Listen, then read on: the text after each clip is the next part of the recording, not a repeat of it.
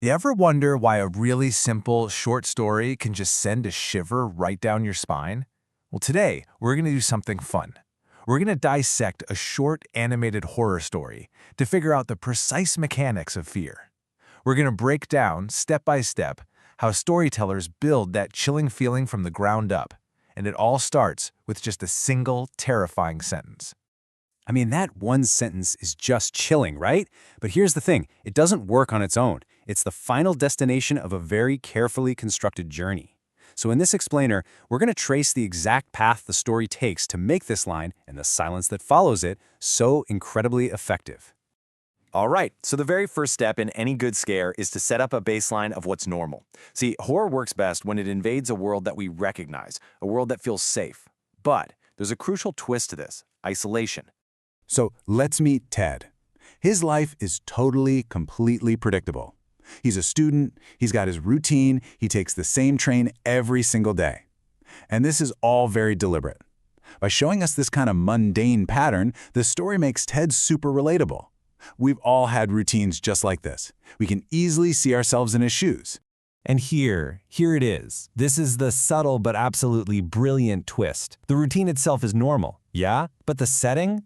It's not. An empty train car at night? That transforms a boring commute into a stage for absolute vulnerability. What's so effective is that before a single strange thing has even happened, the story has already made us feel exposed by placing Ted and, us, completely and utterly alone. So now that we've got this isolated stage all set up, the story can introduce an element that just doesn't belong. Something that feels fundamentally wrong. This is the intrusion. Just look at the contrast here. Ted is doing exactly what you'd expect anyone to do, head down minding his own business. But then, in the background, we see the girl. She's a total break in the pattern. You can't see her face, and most importantly, she is just unnaturally still. That one little detail is the first crack in Ted's normal, everyday world. And then, boom, the intrusion becomes direct. It gets personal. She's not just some strange figure in the distance anymore. She suddenly appears right in front of him. And look at how the story does this. It uses these classic uncanny valley triggers. It's not just one thing, it's the whole package. The pale skin, the unnaturally big black eyes, and that weird smile. She looks human, but just wrong enough to set off all of our internal alarm bells. So, with the intrusion complete, the story moves on to its next weapon: dialogue. The conversation that follows isn't just small talk. It's a masterclass in building tension, one single sentence at a time. This is a classic storytelling tool, right? It's called tension escalation. It's all about progressively raising the stakes, making things feel more and more dangerous. You can think of it like climbing a ladder of fear, one rung at a time, and it just pulls the audience further and further to the edge of their seat. So let's see exactly how this dialogue builds that ladder. The escalation starts off pretty subtle. She takes that quiet observation we already made, hey, the train is empty, and she says it out loud. By acknowledging the isolation, she turns it from just a simple fact of the environment into a topic of conversation. And that makes it feel way more deliberate and way more sinister. And here we go. This is the second, much bigger step up that ladder of fear. The threat is no longer just some vague feeling of unease. It now has a name. People go missing here. She introduces this external, verifiable threat, and that just completely changes the entire context of why they might be alone on this train. And this is the final, terrifying escalation. The threat is no longer a rumor from the past. It's a sensory experience happening right now. A strange noise.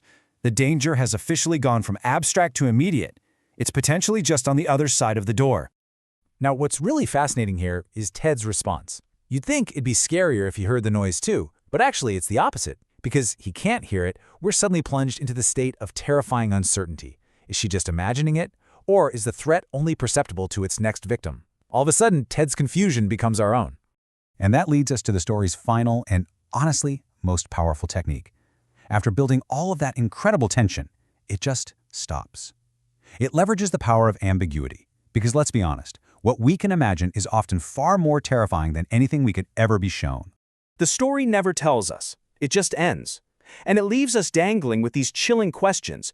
What was that noise? What happened after the line went dead? And the biggest one of all, what became of Ted?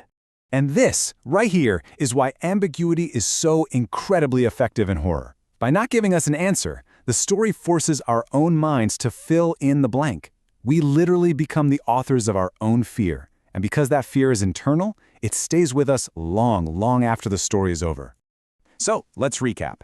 The anatomy of this scare is really a 4-step process. It all starts with isolation, creating that foundation of vulnerability.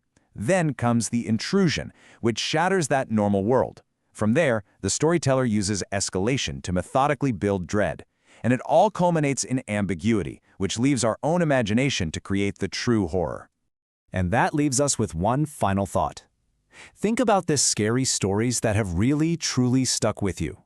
Were they the ones with the monster you could see clearly? Or were they the ones that left you in the dark, just wondering what happened next? What do you think lingers longer? A fear that gets resolved? Or a question that